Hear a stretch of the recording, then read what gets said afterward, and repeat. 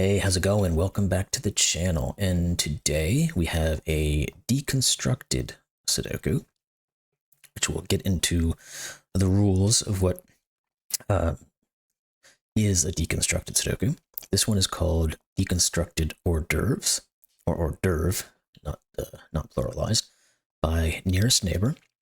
It's my understanding that this setter actually wanted to create a larger 9x9 one of these deconstructed versions, but wanted to get this one out as a little hors d'oeuvre before the maybe a larger, more in-depth deconstructed 9x9 was created. So let's get into the rules of this one and see where it goes.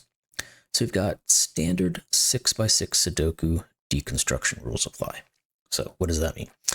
Fill the grid with 6 non-overlapping 2x3 rectangular regions, such that each region contains digits 1 through 6 once each, and no digits repeat in any row or column. Cells outside regions do not contain digits. So when you look back at this 2x3 rectangular region, it has an asterisk, which means that the regions are, 2 cells high by 3 cells wide. So we couldn't do this because they're giving us the rules that it has to be 2x3. Those are the regions. They have to be in this format.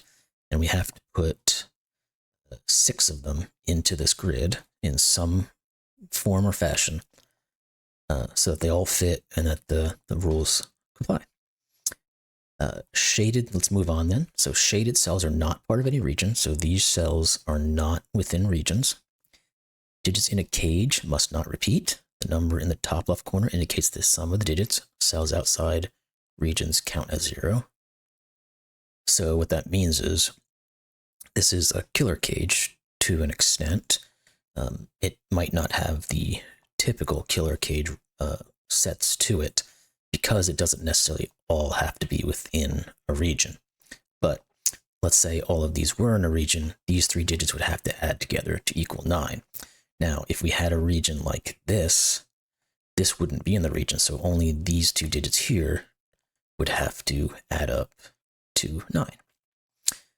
And then the last rule is the inequality sign indicates which of 2 digits is the larger one. So this is the inequality sign. This digit must be larger than this digit. Okay, those are the rules. Let's scroll up just a sec to get it back up there, and let's get started. So what we're going to have to do, I think, is start shading and getting rid of areas where we know there can't possibly be regions. So you can never put a region in any of these squares, because where would you create a 2x3? You would always have to include a non-region. So let's color these in. I'll use a lightish gray. I don't want to use dark, but well, maybe we will. Whatever, it's close enough. Same goes for here. This one can't be in a region, so we'll put those out. These can't be in a region because we have to have the 2 high by 3 wide. So if these were part of a region, it would have to encompass this one. So these have to be out. Now, the same can be said for these 2. Because we can never get these 2 into a 2x3 region, because they'd either have to take on this one, or this one to be able to do their job. Therefore, they are not. So right now we've got an 8-cell killer cage where we know that one of those cells does not count towards that digit, or the total. Sorry.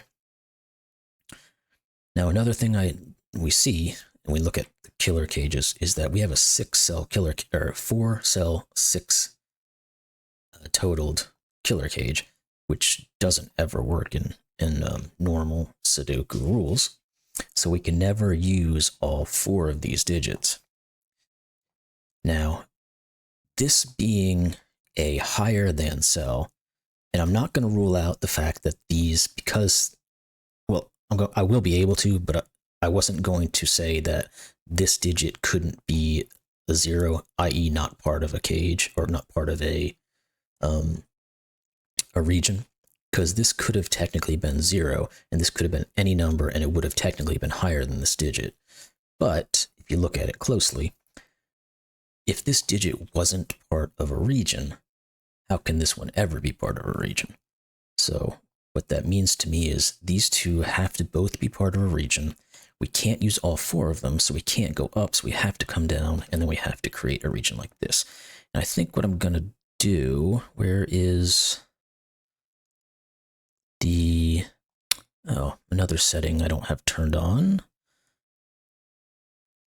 Where is, do not check pencil marks. I'm playing in a different browser than I usually do, so my settings aren't showing the way I like them. Where is the enable pen tool? There it is. Got it. Okay, now we can go back to doing this. I'm going to probably label these regions with green as an outline, so we know that's a region. Now we know that these two right here, not that, those two, but this one right here cannot be part of a region because it would have nowhere to go.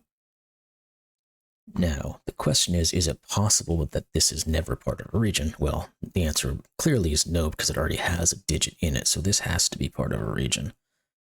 No, I didn't mean to do it that way. Let's use blue on this one, just so we have some differentiation between these two. Okay, so now we have 2 of our 6 regions. We need to figure out 4 more.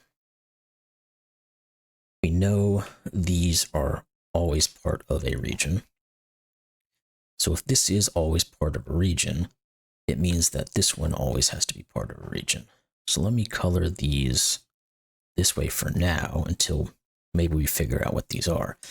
Because this one has to be in a region. The one we can't go low, so we have to go high. So this one has to be. Now we've already got we can only go 1 this way. So no matter what we do, we still have to go this way, at least 1. So there we go. But I don't know if this does this or if this does this yet. Now this 2 is going to be similar in the fact that we know it's part of a region. It can't be part of this 2 by 3 because it's 2 by 3. So this has to be its own region. We'll do orange. That's far enough away from yellow.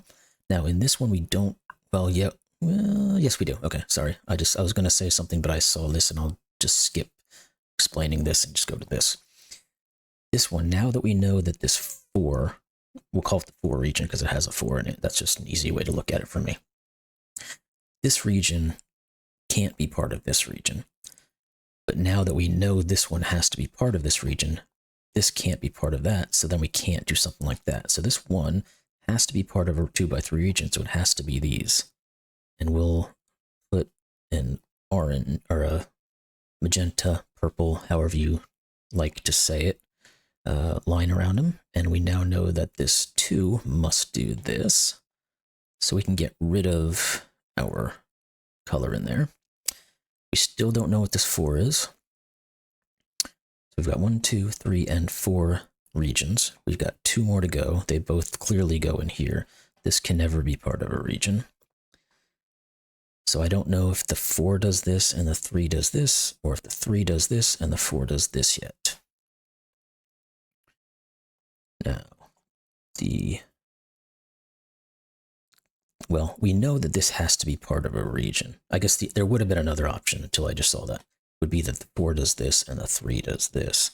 But this has to be part of a region. And why is that? Because we only have 1 digit in this 7 cage so far. We know this one can never be part of it. And since this is a 6 by 6 Sudoku, we can only go up to the digit 6. So the highest this could be with 6, so this one would have to at least be in. So we know this is in some way, shape, or form. So that rules out these being the options. So somewhere, this section here either goes with the 3 or it goes with the 4. Now, well, we do actually know something, okay? I keep seeing things after I've explained it and then realizing that I could have just jumped straight ahead. But, that's just part of my quirkiness. So we already said that this 6 can't have all 3 or all 4 digits in it because there's no way to make that happen. So therefore, this 3 cannot do that. So it has to do this. And therefore, we can color you in. We'll use you as red. Let's just do that. And then our 4 now has to do that. So let's, oh, no, I didn't mean to do that. Let's get rid of this coloring. And now we know where all our regions are. Awesome. Now we can get to solving. Let's mark these as that. Now we know this is a 6-cell killer cage, and it has 3 cells. Or it's a 6, it adds to 6. I keep saying 6 cells when I mean that the addition of the digits is 6. So these 3 have to add up to 6. Now the only way to do that is 1, 2, 3. Regions, we know that there can't be a 3 here because we have this 3. So there has to be a 3 in one of these two. The 3 is always going to be the higher of those 2 digits. These have to be from 1 and 2. Now this can't be a 5 or a 6, and it can't be a 3. And it can't be 1, 2 because we already got them. Because per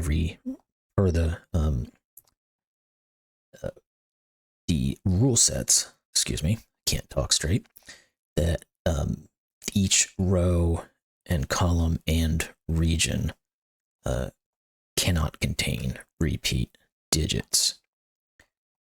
So therefore, this has to be a 4. This is either a 5 or a 6. I don't know which one. Well, this one actually is a 6 because we've got this 6 seeing into this region. So that's 6, which means this is 1 or 2. This one here is either 2 or 4, and I don't know which one just yet. These have to be 1, 2, and 3. We'll just pop those in there for now. Not too useful, but they are what they are. This 6 actually tells me that this is 1. So this has to be 2 and 1, and 2 and 4. That then has to be 3, and this has to be 1. So we did know what all those were. This can't be 2 or 4. The only thing it can be now is 5. So these are 2 and 4. And we can't determine that yet. It's going to be whatever this is going to determine what these 2 are. So these 2 digits have to be 5 and 6. We don't know what they are just yet. These 2 digits have to be 5 and 6. We don't know what they are quite yet. If this is a 5, this has to be 3. If this is 6, this has to be 2. So this is 2 or 3. And there has to be a 1 in this region somewhere. This sees this, so it can only be there. It means this is a 2 or 3 as well. Now, this row, or column, excuse me, the only thing left is a 3. We now have this 9 clue. Since it's a 6 by 6, the only 2 ways to make a 9 in 2 digits is either 6, 3 or 5, 4. We know it can't be 6, 3 now because of that, so this has to be 5, 4, which means this has to be 1 and 6, which is going to tell us that this is 5 and 3 and 6 and 2 and 4 and 2. And that's a bunch. And we've got 1 here, which is going to give us our 6 and a 1 anyway. And these 2 digits must be from 3 and 5. We got a 3 here, so that's 3. That's 5. This is 4 and 5. This is 4. This has to be from 5 or 6. There's a 5 there, so that's 6. That's 5. That's 6. And this has to be a 2. And there we go. You solved the puzzle. Solution is correct. That was a lot of fun. And that was an hors d'oeuvre into what a deconstructed Sudoku is. Since it was a 6 by 6 instead of the full-blown 9 by 9, some deconstructed Sudokus can be fairly massive. I mean, when you do a, excuse me, a 9 by 9 deconstructed, it actually ends up being like a 12 by 12 grid. But anyway, the wonderful puzzle, excellent introduction to deconstructed Sudoku. If you've never played them before, I've done a couple of them, not a whole lot, so that was a lot of fun for me to do as well. I hope you all enjoyed that one. If you did, leave some comments down below. Let me know how you did. If you liked any of these puzzles, as always, like and subscribe. I greatly appreciate it. You have no idea what it means to me. And I hope to see you all in the next one. Thanks a lot. Bye.